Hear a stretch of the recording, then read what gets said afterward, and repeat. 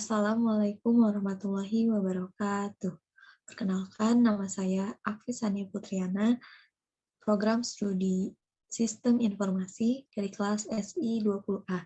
Di sini saya akan menjelaskan tentang uji T, uji F, dan uji R2 atau analisis koefisien determinasi.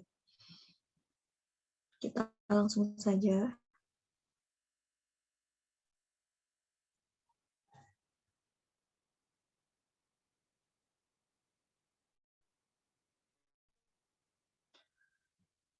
Di sini saya mengambil sampel 5 rumah tangga petani dari suatu daerah pertanian untuk diteliti tentang pengaruh pendapatan dan jumlah anggota keluarga terhadap pengeluaran konsumsinya. Yang pertama yaitu uji hipotesis. Uji hipotesis ini dilakukan untuk mengetahui pengaruh seluruh variabel X secara parsial terhadap variabel Y dengan menggunakan pengujian uji T. Kita ke SPSS-nya.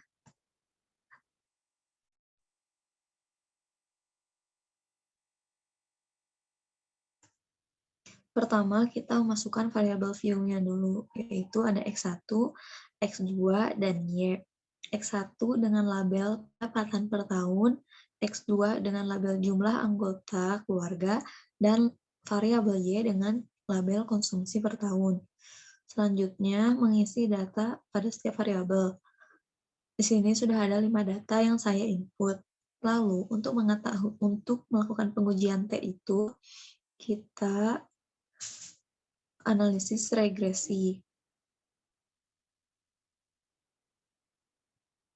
Untuk pendapatan per tahun dan jumlah anggota keluarga yang termasuk variabel X, kita masukkan ke variabel independen. Dan untuk konsumsi per tahun dimasukkan ke dalam variabel dependen. Ini outputnya sudah keluar. Untuk uji T, kita mengambil tabel koefisien. Kita copy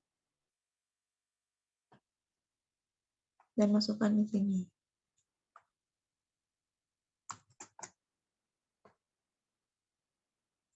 Nah, dari hasil pengujian yang telah dilakukan, dapat dilihat bahwa variabel X1 dan variabel X2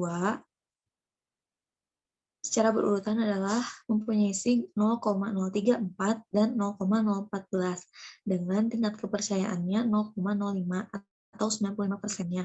Dapat disimpulkan bahwa seluruh nilai sig variabel X kurang dari 0,05.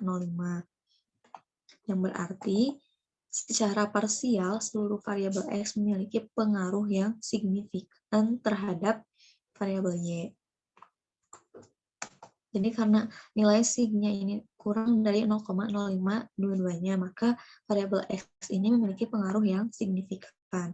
Lanjut untuk uji koefisien determinasi, yaitu langkah lanjutan untuk mengetahui besaran persentase pengaruh variabel X atau variabel independen terhadap variabel dependen atau variabel Y, serta pengaruh faktor lain yang tidak diteliti terhadap variabel dependen.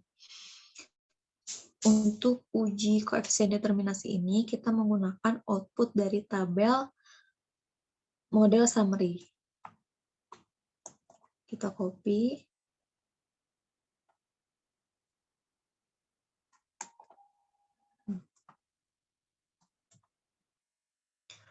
Untuk tabel model summary ini, kita ambil nilai R-square, yang mana R-square ini nilai koefisien determinasi. Kita lihat sebesar 0,944 atau 94,4%. Ini dalam bentuk per 100 atau persen. Hal ini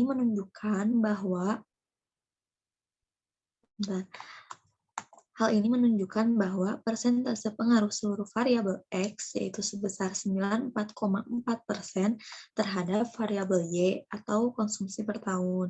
Dari perhitungan di atas juga, jadi dari tabel ini juga dapat dilihat dikalkulasikan bahwa masih ada faktor lain yang terlibat terhadap konsumsi per tahun yang tidak termasuk dalam variabel penelitian ini. Mengapa? Karena apabila memang faktornya sudah masuk semua, pasti hasilnya akan 100%. Sehingga karena ini 94,4, jadi bukan 100, jadi masih ada faktor lain yang tidak termasuk ke dalam variabelnya, yaitu sebesar 5,6% hasil dari pengurangan 100 dikurangi 94,4%. Untuk yang terakhir yaitu uji F. Pada pengujian uji T, pada pengujian hipotesis menunjukkan terdapat pengaruh yang signifikan antara variabel X terhadap variabel Y secara parsial atau terpisah. Jadi di uji T sebelumnya tadi sudah dapat hasilnya bahwa signifikan antara variabel X dan variabel Y. Selanjutnya yaitu lanjutan uji F. Dapat disimpulkan bahwa secara bersama-sama atau simultan variabel konstan dan variabel X yang tadi ada X1, variabel X1 dan X2 memiliki pengaruh yang signifikan terhadap variabel Y, yaitu terdapat nilai SIP pada tingkat kepercayaan 95% diambil dari output SPSS tabel ANOVA. Kita copy.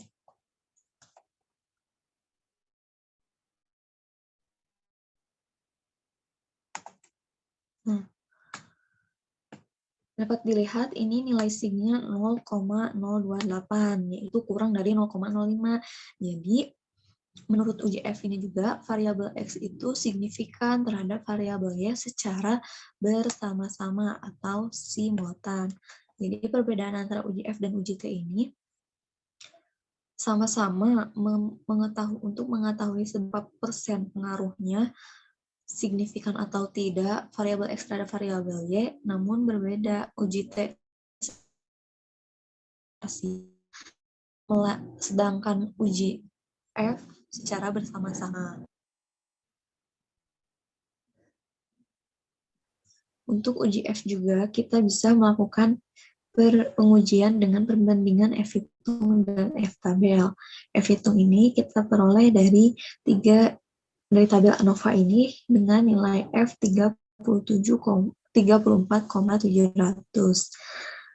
F tabelnya kita ambil dari nilai regression di DF ini dan residual ini. Dengan F tabel A, yaitu nilai alfanya 0,05, didapat nilai 19,00, sehingga F hitung lebih dari F tabel, maka HO ditolak, H0 ditolak. H0 ditolak, maka model regresi linier antara variabel pendapatan per tahun atau variabel X1 dengan variabel jumlah anggota keluarga X2 dengan variabel Y adalah signifikan.